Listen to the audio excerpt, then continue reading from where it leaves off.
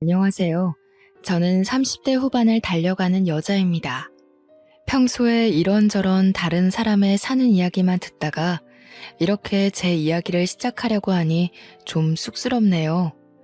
요즘은 예전만치 씹사리가 없다고는 하지만 알게 모르게 아직도 며느리는 며느리다 하고 사는 집안들이 좀 있잖아요. 저도 마찬가지였답니다.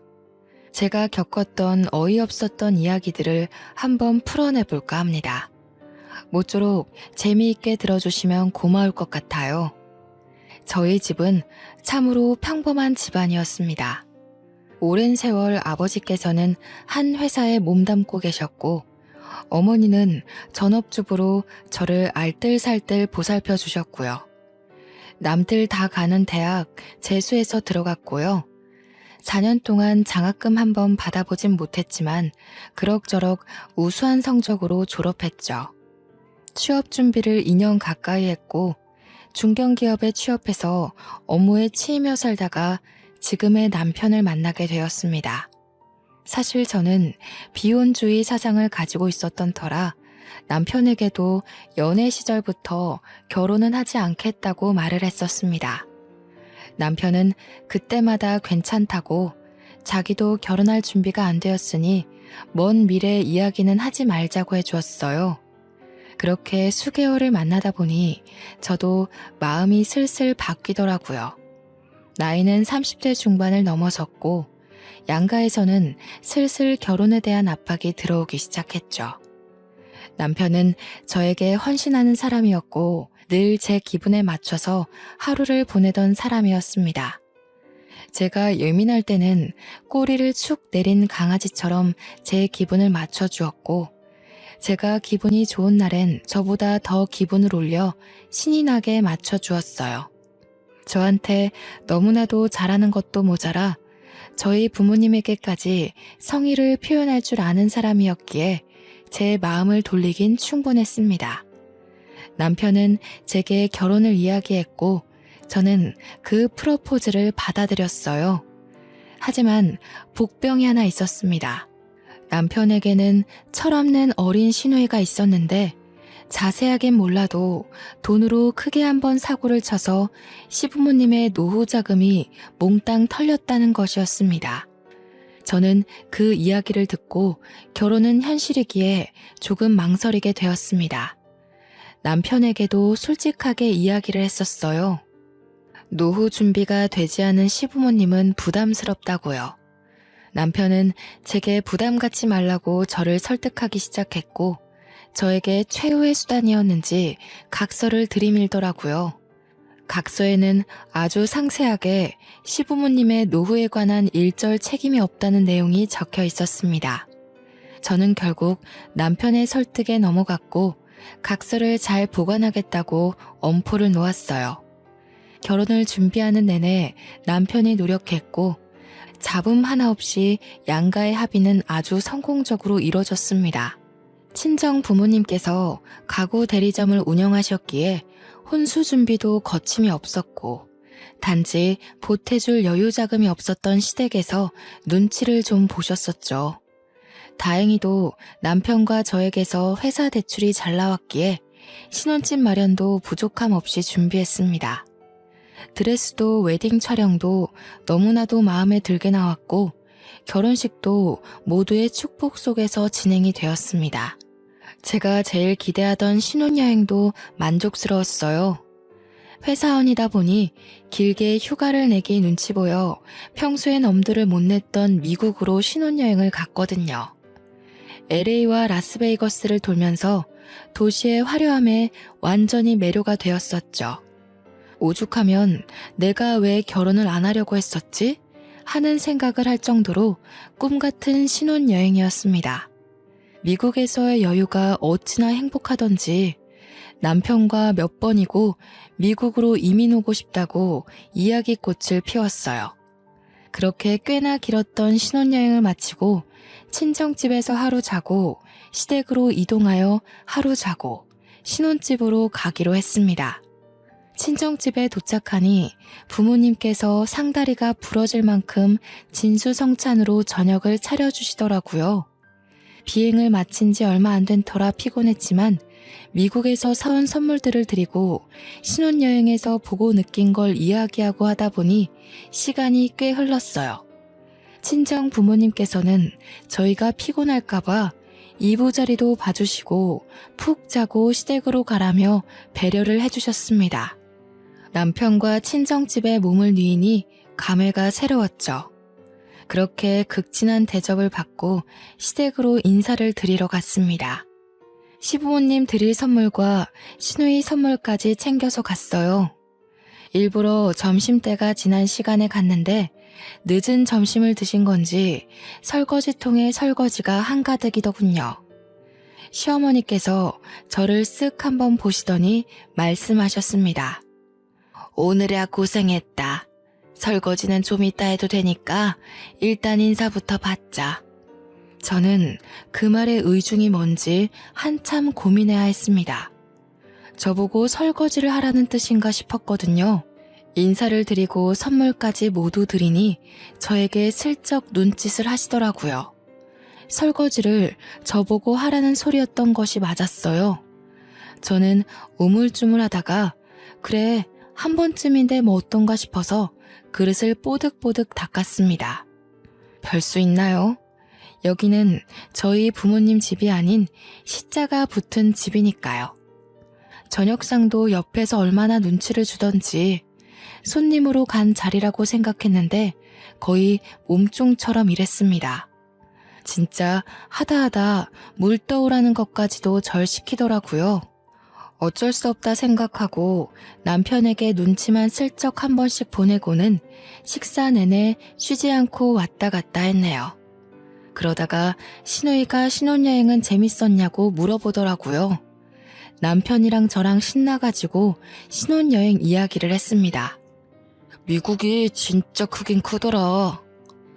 나도 미국 가보고 싶었는데 너무 부럽다.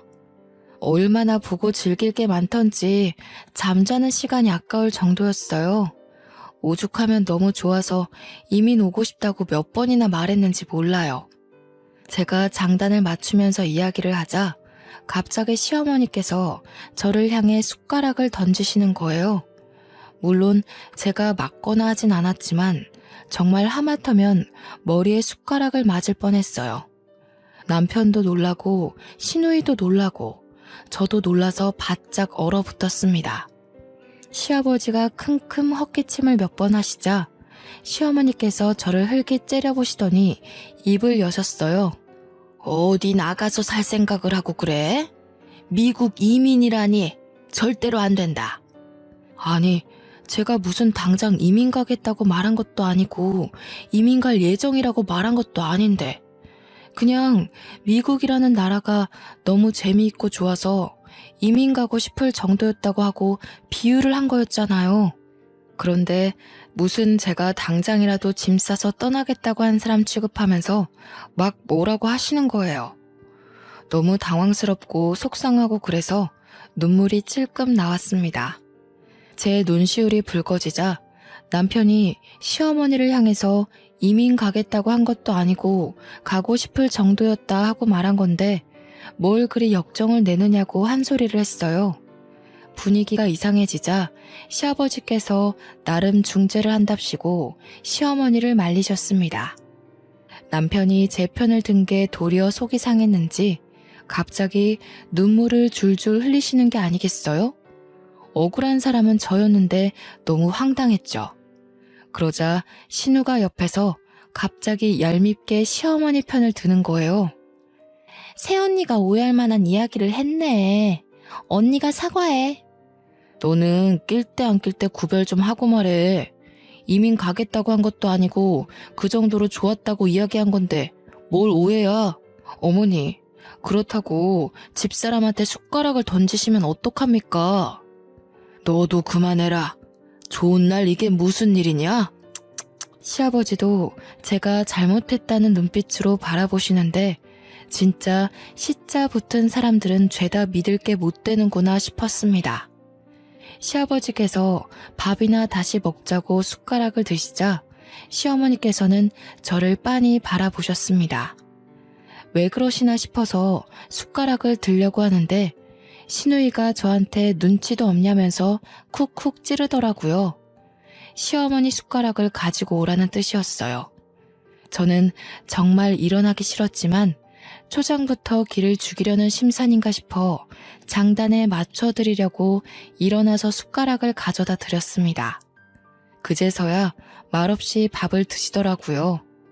가족들끼리 두런두런 둘러앉아 과일을 먹으며 이야기하는 동안 저는 허리 통증을 참아가며 설거지를 했습니다. 요리를 하시면서 이것저것 얼마나 꺼내 쓰신 건지 오후에 설거지를 했는데도 불구하고 설거지통이 가득 찰 정도로 그릇들이 쌓여 있더라고요. 지들끼리 하하호호 신난 꼴을 보니 비혼주의를 고집했어야 했는데 하는 생각이 들었습니다. 중간중간 남편이 와서 도와주려고 할 때마다 시어머니께서 부르고 시누이가 부르고 일부러 저에게 일을 시키고 싶어서 암달난 사람들처럼 굴었어요. 예, 자고 갈 거지? 네, 오늘 자고 내일 가려고요. 제 말에 시어머니께서 이불을 꺼내오셨어요. 오랜 시간 장롱에 처박혀 있었던 건지 쿰쿰한 냄새가 나긴 했지만 피곤함이 몰려와서 빨리 눕고 싶었습니다. 남편이 원래 쓰던 방에서 자려고 거실에 놓인 이불들을 들고 들어가려고 했는데 때마침 나온 시어머니께서 제 손을 탁 잡으시더라고요. 예, 오늘은 나랑 거실에서 자자. 네? 거실에서요? 저는 그이랑 방에서 자야죠. 네가 또 언제 와서 자겠니? 오늘 밤에는 나랑 이야기도 좀 하고 그러면서 거실에서 자자. 저는 솔직히 시어머니 행동이 정말 이해가 가지 않았습니다. 신혼부부가 같이 자야지 무슨 시어머니랑 거실에서. 게다가 새댁에다가 이제 막 집안 식구가 된 사람이 어떻게 거실에서 대자로 뻗어 잘 수 있겠어요? 저는 극구 거부를 했습니다. 하필이면 남편이 씻으러 간 사이에 말씀을 하시니 더욱 곤란했어요. 거실에 보일러도 꺼두신 건지 저녁 먹을 때만 해도 바닥이 따뜻했던 것 같은데 냉골이 따로 없더라고요. 저를 골탕 먹이고 싶어서 일부러 그러시나 하는 생각만 가득했습니다.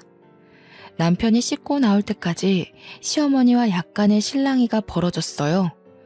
어머님, 제가 추위를 많이 타서 거실에서 자는 건 다음에 해요. 오늘은 그냥 그이랑 방에서 잘게요. 예, 네가 또 언제 온다고 그래? 너는 내가 우습니? 내가 거실에서 같이 이야기 좀 하다 자자는데 내가 널 잡아먹기라도 해? 왜 피하고 그러니? 아니 엄마, 이건 또 무슨 소리야? 집사람이 왜 거실에서 엄마랑 자요? 그냥 우리 둘이 잘 거니까 아버지랑 같이 주무세요. 약간 언성이 높아지자 방에 있던 신우가 문만 빼꼼 열어서 염장을 지르더라고요. 언니, 엄마 말도 맞지. 시댁에 왔으면 시어머니랑 사이좋게 이야기도 하고, 응? 그러다가 잠드는 거 아니겠어? 그러더니 자기는 이만 자야겠다면서 문을 꼭꼭 닫고 들어가는 거 있죠? 시어머니께서 남편에게 얼른 방에 들어가라고 그러면 조금만 이야기하다가 들여보내겠다고 하고는 방문을 닫으셨습니다. 저는 천근만근 무거운 몸을 이끌고 결국 소파에 걸터 앉았어요. 하실 이야기가 뭔지는 몰라도 얼른 듣고 방에 들어가서 눕고 싶었습니다. 남편이 중간중간 나와서 언제 들어오냐, 할 이야기가 많냐 하고 물어봤는데 시어머니께서는 별 시덥지 않은 소리만 줄줄 늘어놓으셨습니다. 자고로 남편은 하늘이고부터 시작해서 아침밥을 어떻게 차려주면 좋겠다. 집안일을 너무 칼같이 나누지 말고 여자가 더 많이 해야 된다. 아주 가부장적이고 쓰잘데기 없는 소리들 말이에요. 똑같은 이야기를 하고 또 하고 반복하다가 할 이야기가 없으시면 자러 가겠다고 하면 갑자기 TV 이야기를 하시고 결론은 그냥 조용히 거실에서 자라 이 말이었습니다. 저는 도저히 감겨오는 눈을 이겨내지 못하고 시어머니의 뜻대로 거실에서 잠이 들었어요. 냉골 같은 바닥이 얼마나 춥던지 새벽에는 이를 덜덜 떨다가 잠에서 깼습니다. 겨우겨우 다시 잠들었는데 무슨 아침 6시부터 저를 깨우시더라고요. 추위에 제대로 잠도 푹 못 잤는데 아침부터 깨우니까 너무 힘들었어요. 당연히 깨운 이유는 아침상을 차리자는 이야기를 하시려고 한 것이었습니다. 곰곰이 생각해보면 방에서 자면 남편이 같이 깰 것 같으니까 일부러 거실에서 재운 느낌이었습니다. 저는 정말 시어머니의 작태에 질리고 말았습니다. 결혼한 지 2주일밖에 안 됐는데 벌써 말이죠. 결국 졸면서 아침상을 차렸고 컨디션이 좋지 않아서 그런지 콧물이 줄줄 흐르더라고요. 피곤함까지 더해져서 감기 기운이 겹친 것 같았어요. 재채기를 연신에 대며 코를 킁 풀고 있자 아침을 드시러 나온 시아버지께서 혀를 끌끌 차시더라고요. 그렇게 몸이 약해서야 무슨 살림이나 제대로 하고 애는 똑바로 낳겠어? 꾹 참아왔던 스트레스가 한 번에 터지는 듯한 기분이었습니다. 저는 대꾸도 하지 않고 조용히 식사를 차리고 정리하고 인사만 대충 드리고는 남편과 함께 신혼집으로 돌아왔어요. 집에 오는 내내 제가 말도 없이 가만히 있으니 남편이 저에게 미안하다고 계속해서 사과를 하더라고요. 진심으로 미안해하는 남편을 보면서 애꿎게 화를 낼 수도 없고 어쩔 수 없이 약속을 받아내고 나서야 마음을 풀었습니다. 시댁에 가서는 2번 다신 이런 일 없게 옆에 꼭 붙어 있겠다는 약속이었죠. 남편은 그 뒤로 시댁에서 먼저 연락이 오는 일 없게 스스로 나서 주었어요. 시부모님께도 용건이 있으면 본인을 통해서 연락을 달라고 했고요. 가끔 시누이와 시어머니께서 제게 염장을 들쑤시는 듯한 문자나 연락을 하긴 했지만 그때마다 남편이 나서서 화를 내주었습니다. 몇 번 반복되자 길을 잡겠다는 마음이 좀 수그러들었는지 필요한 연락 이외에는 자제를 하시더라고요. 하지만 그러면서도 꽁에 있는 게 있다는 티는 팍팍 내셨어요. 어디 며느리 무서워서 연락이나 하겠니? 이번 주 주말에 집으로 좀 와라. 부탁할 것도 있고 간만에 밥이나 먹자. 저는 알겠다고 대꾸했죠. 처음에는 매주 주말마다 밥 먹자고 하시는 거 남편이 데이트도 해야 되고 신혼인데 방해하지 말라고 딱 잘라 말한 덕분에 한 달에 한 번 볼까 말까 했거든요. 저도 나름 시집 온 건데 언제까지 등지고 살 순 없으니 천천히 마음을 열기로 약속했고요. 그래서 주말에 보자고 하시는데 거절할 수 없었어요. 남편에게 미리 말을 해두셨는지 주말에 시댁을 가자고 하길래 이미 연락을 받았다고 말했습니다. 빈손으로 가는 것도 좀 그래서 한우 고기를 사들고 시댁을 방문하니 저보다 한우를 더 반기시더라고요. 그런데 웃기게도 빈말이라도 같이 구워 먹자고 하실 수 있는데 나중에 잘 구워 먹겠다고 하시고는 냉동실에 쏙 넣으시더라고요. 사람 먹는 걸로 치사하게 구는 거 아니랬는데 이렇게 친정 부모님과 다를 수 있나 싶었습니다. 애초에 기대도 안 했던 부분이라 그냥 그러세요 하고 말았어요. 저녁을 다 먹고 대충 정리하고 가야겠다 싶었는데 시어머니께서 저보고 정리하지 말고 거실에 오라고 하시더라고요. 웬일인가 싶었는데 그제서야 부탁할 게 있다던 그 본론을 꺼내셨습니다. 사돈 어른이 가구 좀 하신댔지? 네, 삼성동에서 꽤 크게 하셔요. 수입 가구도 있고 국내 업체랑도 계약하셔서 운영 중이시고요. 언니, 내 방 가구들이 너무 낡아서 새로 바꾸려고 하거든요. 언니네 친정 부모님네 가서 가구 좀 보고 바꾸려고 하는데. 아, 그러면 미리 말씀드려 놓을게요. 이만 가보라는 말에 저는 정리덜 된 설거지통을 보면서 의아하게 시댁을 나왔습니다. 그리고 한 일주일쯤 지났을 무렵 시어머니께서 가구를 보러 가겠다고 하셨어요. 저도 일을 하고 있었기 때문에 편하게 보시라고 말씀을 드리고는 친정 부모님께도 연락을 드렸습니다. 시어머니와 시누이가 가구를 보러 갈 테니 적당한 가격에 좋은 가구 좀 보여드리라고요. 그런데 제가 시댁을 너무 몰랐던 거죠. 제대로 된 상식이 없는 사람이라는 걸 말이에요. 그날 친정 부모님께서 저에게 시누이가 비싸도 엄청 비싼 수입 가구들을 골라갔다고 말씀을 해주셨어요. 할인해도 비싼데 사돈댁이라 어쩔 수 없이 맞이는커녕 손해보면서 가구 보냈다고요. 너무 무리하신 거 아니에요? 적당히 보여드리지. 사돈 처녀 보는 안목이 장난 아니더라. 고르고 고른 게 죄다 수입산 가구일 줄 누가 알았겠니? 그래도 이렇게 한번 가격 좋게 잘해드리면 우리 딸 예쁘게 봐주시겠지. 저는 어머니께 감사드린다고 이야기를 전하고는 남편에게도 오늘 친정 부모님 가게에서 시누이가 가구를 골랐다는 이야기를 전했어요. 그렇게 저는 일이 다 끝난 줄 알았죠. 그런데 사건은 지금부터 시작이었습니다. 시누이가 방 사진을 보내주고 가구가 너무 예쁘다면서 칭찬을 하더라고요. 괜히 뿌듯한 마음에 부모님께도 감사 인사를 다시 한번 전했는데 어머니께서 저에게 전화를 주셨어요. 응, 엄마, 무슨 일 있어요? 아니, 그게, 이걸 어떻게 설명을 해야 할지. 아니, 사돈어른이 분명 계좌로 돈을 보내주시겠다고 했는데 열흘이 지나고 가구도 다 배송됐는데 아직까지 깜깜무소식이라서. 잔금을 안 주셨어요? 한 푼도 입금 안 하셨더라. 내가 직접 연락드리는 게 괜히 기분 나쁘실까봐. 이걸 어쩌지? 저는 어머니와 전화통화를 마치자마자 시어머니께 전화를 드렸습니다.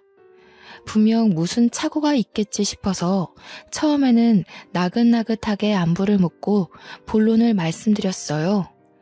어머님, 저희 친정어머니께서 아직 가구 대금이 입금이 안 되었다고 하셔서요. 그게 무슨 말이니? 당연히 사돈어른께서 해주시는 거 아니야? 네? 그게 무슨 말씀이세요? 어머니께서 대금은 나중에 치르겠다고 하시고 물건 받아서 가셨다면서요. 저희 부모님 운영하시지만 수입산 가구는 다 판매 대금 정산이 되어야 해서. 예, 우리가 남도 아니고 사돈인데 그것도 선물로 못 해주신다니? 가족끼리 그렇게 정없이 구는 거 아니다. 아니, 너도 그래.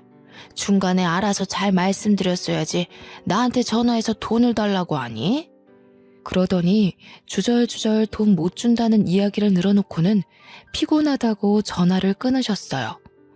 저보다 늦게 퇴근해서 돌아온 남편이 심상치 않은 제 표정을 보고는 무슨 일인지 물어보았고 저는 있는 그대로 솔직하게 말했습니다. 남편이 시어머니께 바로 전화를 걸었지만 받지 않으셨고 신우도 짠 듯이 전화기가 꺼져 있었습니다. 남편과 함께 늦은 시간이었지만 친정집으로 가서 죄송하다고 말씀을 드리고 남편이 대신 대금을 처리하기로 했습니다. 저라고 안 답답했겠어요? 그 얄미운 시누이가 뭐가 이쁘다고 비싼 가구를 저희 돈으로 선물을 해주나요?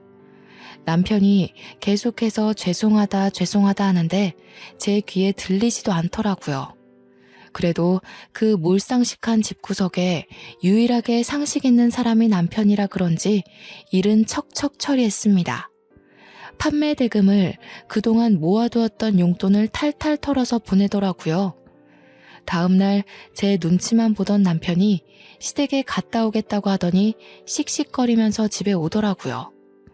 무슨 일 있었나 싶어서 물어보고 싶었지만 남편 속도 말이 아닐 것 같아서 그냥 관뒀습니다. 하지만 제가 관심을 끄는 것과는 별개로 시누이가 계속 저한테 전화를 하기에 어쩔 수 없이 전화를 받았어요. 제가 여보세요 하기도 전에 시누이가 소리를 꽥 지르더라고요. 언니, 그걸 곳에 오빠한테 가서 일렀어? 무슨 말을 하는 거예요, 다짜고짜? 왜 모른 척해? 어제 오빠가 집에 와서 다 뒤집어 놓고 갔어. 아니, 나한테 그깟 가구 하나 선물로 못 해주신대? 그걸 다 갖다 일러? 언니네 친정도 너무하네. 신우, 그게 다 얼마짜리인 줄 알고 이러는 거예요? 오빠한테 미안하다고 고맙다고 해도 모자랄 판에 저한테 뭐가 어쩌고 어째요? 와, 언니 무섭네. 지금 내가 우스워서 이런 식으로 말하는 거지? 우스워서가 아니라 그렇잖아요. 남의 집 사업장 가서 물건을 훔쳤으면 예, 우리가 언제 훔쳤다고 그러니? 너 말 정말 거지같이 하는구나. 사돈 어른이 당연히 시댁에 잘 보이려고 내 딸 잘 봐주십사 하고 선물로 주시는 줄 알았지. 어머님, 그게 다 얼마짜린데 그런 소리를 하세요. 서랍장 같은 거 하나였으면 몰라도 침대에 책상에 장롱에 바꿀 수 있는 가구들 다 들고 가셨으면서 당연히 대금을 치러야죠. 그깟 거 얼마나 한다고 이렇게 치사하게 구니? 정말 시댁을 무시하는 것도 가지가지지. 제가 인상을 팍팍 쓰면서 통화를 하고 언성이 높아지자 남편이 보다 못해서 제 전화기를 확 빼앗았습니다. 그러더니 남편도 흥분해서 시어머니와 시누이에게 막 소리를 치더라고요. 어머니, 이런 식으로 몰상식하게 굴지 마세요. 제가 대금 안 치렀으면 절도나 다름없는 짓이라고요. 그리고 제 와이프한테 자꾸 전화해서 스트레스 주지 마세요. 앞으로 연락 받지 말라고 할 거니까 그렇게 아시고 힘쓰지 마세요. 남편이 전화를 뚝 끊어버리더니 전원까지 끄더라고요. 어차피 다음 날이 일요일이어서 알람이 필요하지도 않고 남편이 너무 괴로워하는 얼굴이길래 하고 싶은 대로 하게 냅뒀습니다. 남편도 휴대폰 전원을 꺼버리더라고요. 그날 우리 남편의 강단에 다시 한번 놀랐고요. 결혼 전부터 이런 일 없게 잘 막아주겠다고 하더니 정말 제 편에 서서 모든 벽을 쳐주는 모습에 감동도 받았습니다. 저는 남편과 마음 놓고 푹 잤어요. 다음날 시어머니께서 아침 대바람부터 찾아와 회방을 놓을 줄은 몰랐죠. 남편이 집 비밀번호를 알려준 적이 없었기 때문에 문을 직접 열고 들어와서 화를 내지 못하셨지만 저희가 문을 열 때까지 현관벨을 누르셨습니다. 눈곱도 떼지 못한 채로 시어머니의 분노를 감내해야 했어요. 남편이 아침부터 무슨 일이냐, 쉬는 날인데 늦잠도 못 자게 하냐 궁시렁거렸지만 시어머니의 눈은 오롯이 저를 향해 있었습니다. 냉수 한 잔을 시원하게 들이키시고는 저희 보고 거실에 앉아서 이야기 좀 하자고 하셨습니다. 남편과 저는 어떤 억지를 부리려고 온 걸까 싶어서 일단 이야기라도 들어보자 했어요. 너희가 결혼해서 이렇게 부모를 무시하고 살면 안 되는 거다. 가구점 일이야. 일단 우리 아들이 대금 냈다고 하니 덮어두고 내가 할 말이 있어서 왔다.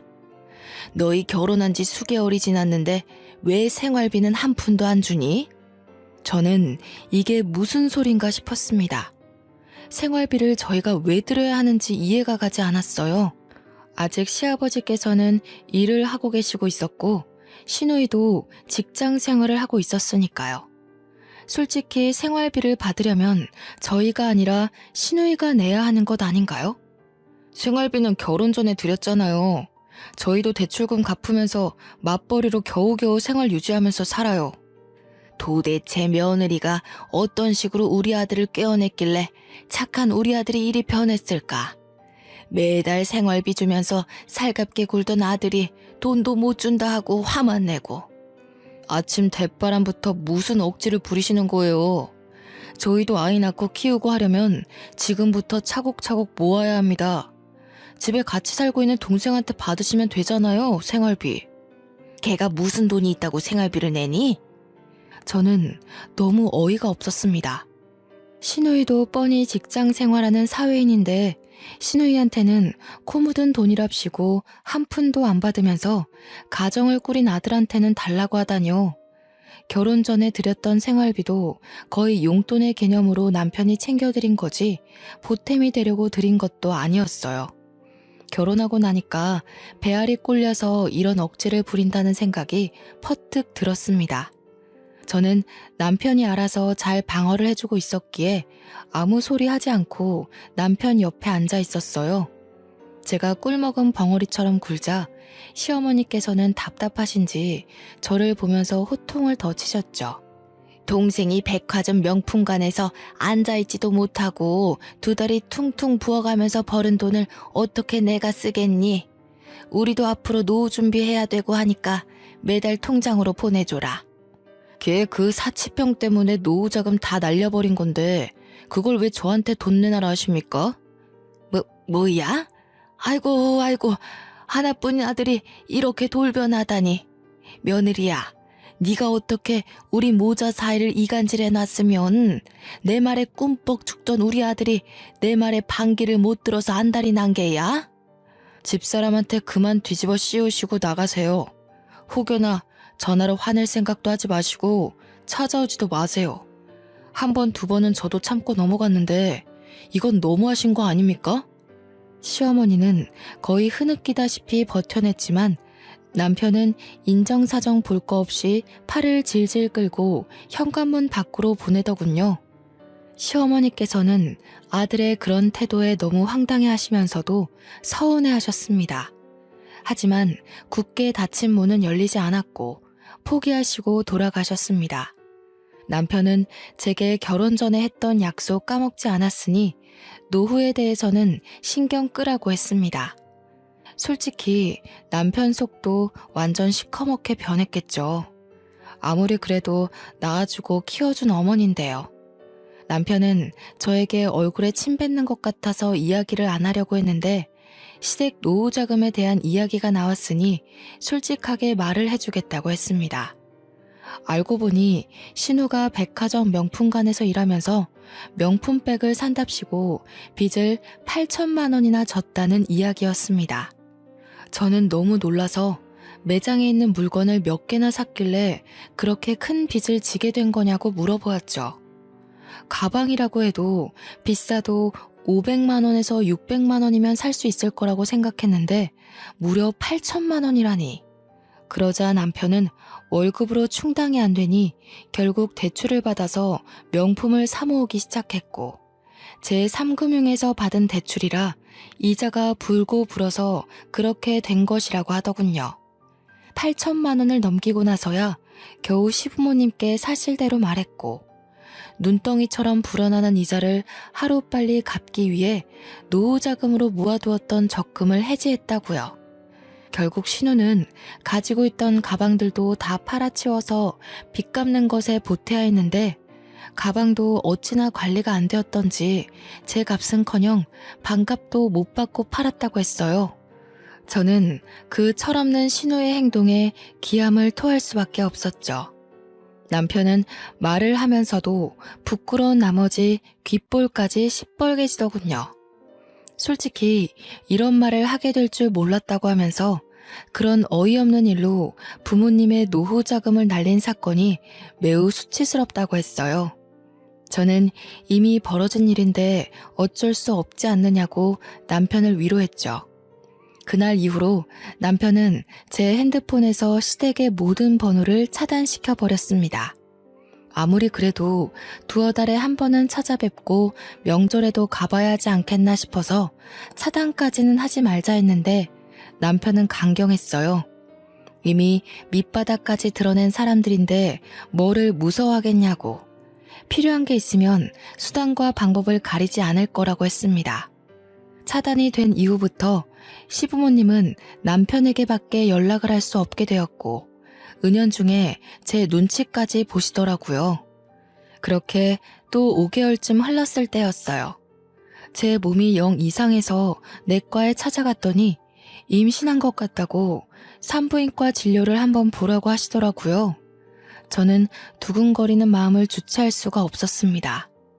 휴대폰에 저장해둔 생리 날짜를 확인하는데 예정일보다 열흘이나 늦어지고 있었어요.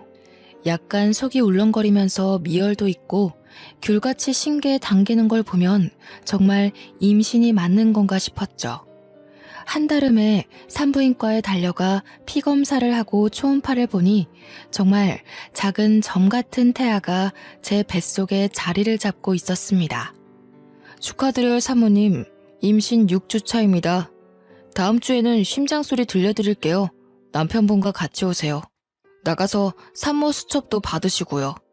저는 집으로 돌아와 운동을 하러 나간 남편을 기다렸습니다. 남편이 돌아오자마자 참지 못하고 초음파 사진을 보여주면서 배를 감쌌어요.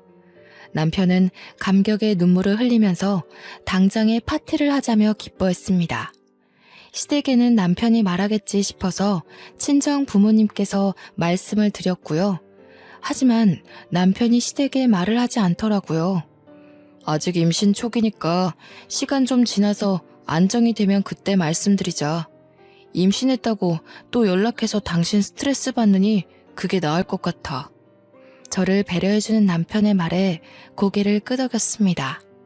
임신한 걸 자랑하고 싶어서 제가 열심히 하는 개인 SNS 계정에 초음파 사진을 올리고 임신한 사실을 올렸어요.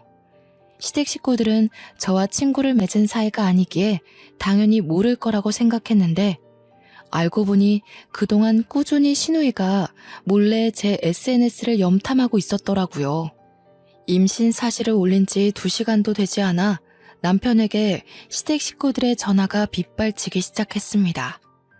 전화를 무시하자 그날 저녁 시댁 식구들이 전부 저희 집 문 앞에서 농성이라도 벌이듯 진을 쳤어요. 제가 결국 남편에게 문을 열어주자고 했고 철옹성 같은 대문이 열리자 시댁 식구들은 전부 집 안에 들어와 자리를 차지했습니다. 제가 임신을 했으니 이제 관계를 개선하자는 뜻이나 다름없었습니다. 아이고, 우리 며느리 고생했다. 임신이라니. 몸이 약해서 애도 못 볼 줄 알았는데 얼마나 다행이야. 성별은 뭐라든 딸이래 아들이래. 딸이든 아들이든 뭐가 중요해. 그치만 아들이면 더 좋겠지? 언니, 어떻게 우리한테는 말 한마디도 안 해주고 SNS에 먼저 올릴 수가 있어? 쏟아지는 질문에 정신이 없었지만 저를 걱정해주는 말도 있었고 애가 너무 궁금해서 미치겠다며 기뻐하는 시부모님을 보니 차마 내칠 수가 없었습니다. 그때 확 관심 끊어달라고 했어야 했는데 임신하고 마음이 약해진 저는 그렇게 어영부영 사과를 해오는 시부모님과 시누이를 다시 받아줄 수밖에 없었어요. 금이 갈 듯 말 듯 애매했던 관계는 쭉 이어졌습니다. 시부모님께서는 손주가 정말 벌써부터 좋아 죽겠는지 아이 용품을 마구마구 사다 주셨습니다.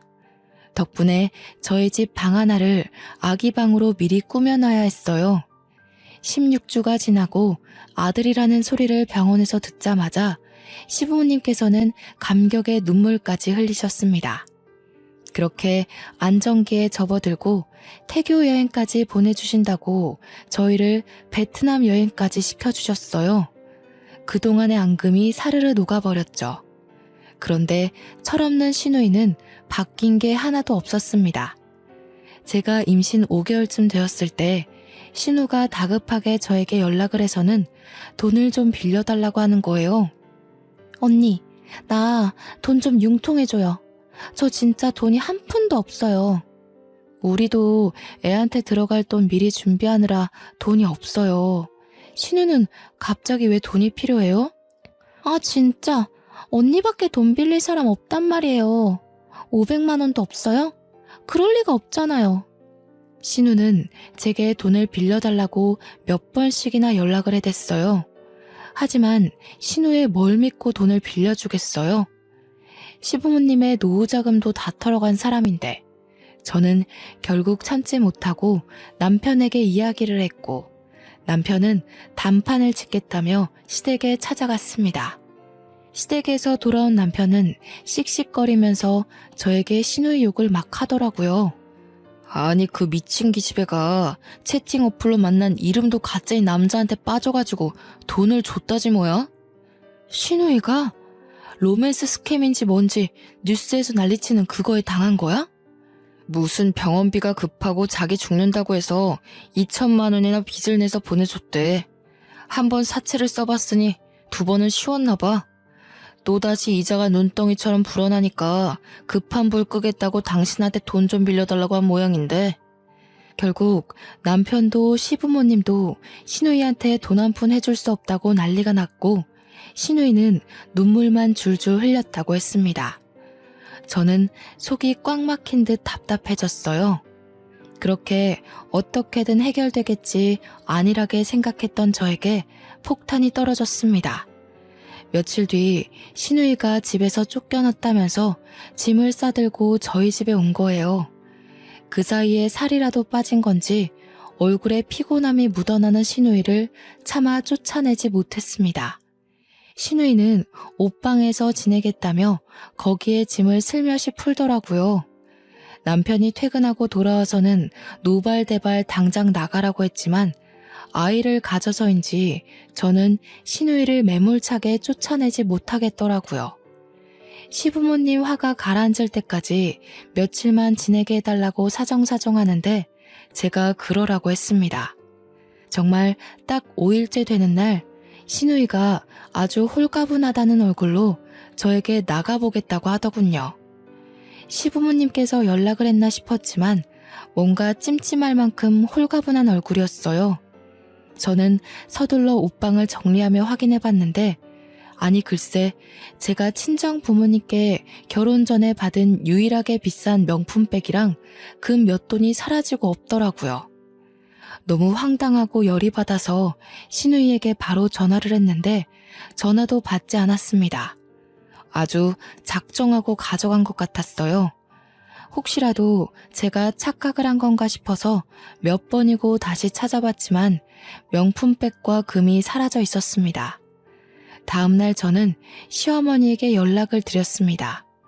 그런데 시어머니께서 정말 살갑게 제 전화를 받으시는 거예요. 예, 너무 고맙다. 네가 우리의 빚 갚아줬다는 이야기 들었어. 정신 차리고 살겠다면서 아침에 출근하는데 내가 어찌나 우리 며느리한테 고맙던지. 신우이가 제 물건을 팔아서 자기 빚을 갚은 거였습니다. 저는 남편에게 전화를 걸었고 퇴근 후에 집으로 오지 말고 시댁으로 오라고 말을 했어요. 더 이상 신우이의 만행을 참을 수 없었거든요. 남편과 제가 시댁에 가자 시부모님은 은근 당황하신 눈치였습니다. 제가 입을 꾹 다물고 비장한 오로라를 풍기자 제게 말도 걸지 않으시더군요. 신우이가 퇴근하고 저희 부부를 발견하자 멈칫하는 게 느껴지더라고요. 제 물건 돌려줘요. 그 가방 우리 엄마가 결혼 전에 사준 명품 가방이라고요. 거기다가 결혼 예물로 받은 금까지 가져간 게 말이나 돼요? 언니, 나한테 이런 식으로 굴면 안 될 텐데요. 내가 언니네 옷방에서 뭘 찾은 줄 알아요? 나한테 그만한 대가를 치르고도 남을 걸 찾았는데 지금 오히려 역정을 내요? 이게 다 무슨 소리니? 넌 뭘 찾았는데? 신우이는 아주 의기양양한 태도로 종이 한 장을 꺼냈어요. 익숙하게 접혀있는 종이는 결혼 전 남편이 저에게 써준 시부모님의 노후를 책임지지 않겠다는 각서였습니다. 신우가 시부모님 앞에서 그 각서에 대해 이야기를 하자 시부모님의 표정은 경악 그 자체였어요. 그런데 그 순간 남편이 신우이의 뺨을 확 때리는 게 아니겠어요? 내가 쓰자고 했다 내가. 네가 명품에 미쳐서 미친 짓 했을 때 와이프랑 결혼하고 싶어서 내가 쓰자고 했어. 오빠 결혼을 도와주지도 못할 망정 이걸 들고 협박을 해 감히? 오빠, 어떻게 내 뺨을 때릴 수가 있어? 내가 그럼 빚에 허덕여서 살다가 죽었으면 좋겠어? 너 같은 것 동생이라고 생각하고 싶지도 않다. 어디 머리 빡빡 밀고 절이라도 들어가던지. 당장 새언니 물건 돌려놓고 죽은 듯이 살아. 우리 앞에 나타나서 뻔뻔하게 굴지도 말고 어머니 아버지도 마찬가지예요. 내가 이 사람을 어떻게 만났는데 염치도 없이 굽니까? 시부모님은 꿀먹은 벙어리가 되었고 신우는 뺨을 움켜잡고 흐느끼며 울고 있었어요. 남편은 제 손을 이끌고 집을 나오면서 두 번 다시 찾아오지도 말고 애도 볼 생각하지 말라면서 소리를 쳤습니다. 솔직히 저는 작물로 그 물건을 팔았다는 신우의 뻔뻔한 태도를 보자마자 물건들을 되찾기 어려울 걸 알고 있었습니다. 한 가지 달라진 점이라면 아나무인처럼 굴던 시어머니께서 제 눈치를 보고 연락을 자제하기 시작했고 시아버지는 신우이의 월급 통장을 압수했다고 했어요. 매달 저에게 신우이 월급의 반을 계좌로 보내주고 계십니다. 2천만 원 돈으로라도 갚겠다고 면목 없다면서 저에게 진심으로 사과를 해주셨어요. 그 뒤로 저를 건드리는 시댁 식구는 아무도 없었고 여전히 남편은 제 옆에서 든든한 벽이 되어주고 있습니다. 벌써 만삭이 되어 출산 예정일을 코앞에 두고 있어요. 무사히 출산 잘하고 돌아오겠습니다. 지금까지 제 사연 들어주셔서 감사합니다. 망나니 같은 신우 때문에 고생이란 고생은 다 했지만 남편이 중간에서 잘 막아줘서 그나마 잘 살아갈 수 있을 것 같아요. 이 사연을 보는 남성분들, 제 남편처럼 꼭 자신의 옆에 있는 평생의 반려자를 잘 챙겨주셨으면 합니다. 감사합니다.